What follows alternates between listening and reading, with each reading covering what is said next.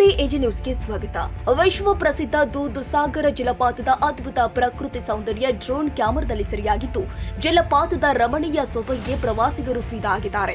ಹೌದು, ಕರ್ನಾಟಕ ಮತ್ತು ಗೋವಾ ಗಡಿಯಲ್ಲಿ ಬರುವ ಈ ಜಲಪಾತವು ಮಳೆಗಾಲ ಆರಂಭವಾಗ್ತಾ ಇದ್ದಂತೆಯೇ ದಟ್ಟ ಅರಣ್ಯ ಪ್ರದೇಶದಲ್ಲಿ ಹಾಲ್ನೊರೆಯಂತೆ ಹರಿತಾ ಇದೆ. ಧುಮುಕುತ್ತಿರುವ ಈ ಜಲಪಾತದ ದೃಶ್ಯ ವೈಭವ ನೋಡುವುದೇ ಕಣ್ಣಿಗೆ ಹಬ್ಬ. ಪಶ್ಚಿಮ ಘಟ್ಟ ಪ್ರದೇಶದಲ್ಲಿ ಮಳೆ ಸುರಿತಾ ಇದ್ದು, ಜಲಪಾತಕ್ಕೆ ಇದೀಗ ಜೀವಕಳೆ ಬಂದಿದೆ. ಹೆಸರಿಗೆ ತಕ್ಕ ಹಾಗೆ ಹಾಲಿನ ನೊರೆಯಂತೆ ಕಂಗೊಳಿಸ್ತಾ ಇರುವ ಈ ಕ್ಷಣ ಕಣ್ತುಂಬಿಕೊಳ್ಳಲು ಎರಡು ಕಣ್ಣು ಸಾಲಲ್ಲ.